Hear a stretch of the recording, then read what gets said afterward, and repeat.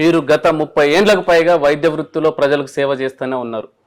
ఆ వైద్య వృత్తిలో సేవతో పాటు రాజకీయ జీవితంలోకి వచ్చి అంటే ప్రజలకు మరింత సేవ చేయాలని అనుకుంటున్నారా? ఎస్, ఎందుకంటే దాదాపు నేను 32 సంవత్సరాల నుంచి నేను వైద్య సేవలో ఉన్నాను. ఆనాటి నుంచి నేటి వరకు కూడా ఏ ఒక్క పేషెంట్ నేను బాధ పెట్టాను.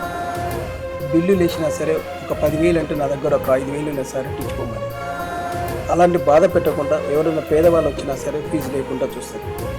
అలాగే ఈనాళ్ళు చాలా బ్రహ్మాండంగా ఆదరించాను. ఇలా ఆదరణతోటే నేను 48 వార్డులలో ఎక్కడ పోయినా కూడా నన్ను గెలిపించే సత్తా ప్రజలకు.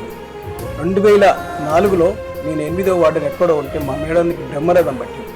కాబట్టి ఇప్పుడు ఈ దీనిలో భాగంగా నేను ఆ వార్డు ప్రజలకు ఏమి హామీ ఇస్తున్నంటే, నన్ను గెలిపిస్తే మీ వార్డు ప్రజలకు నేను ఫీజు తీసుకోను. అలాగే చాలామంది యంగ్ ఏజ్లో గర్భసంచి క్యాన్సర్తో చనిపోతున్నారు అమ్మాయిలు.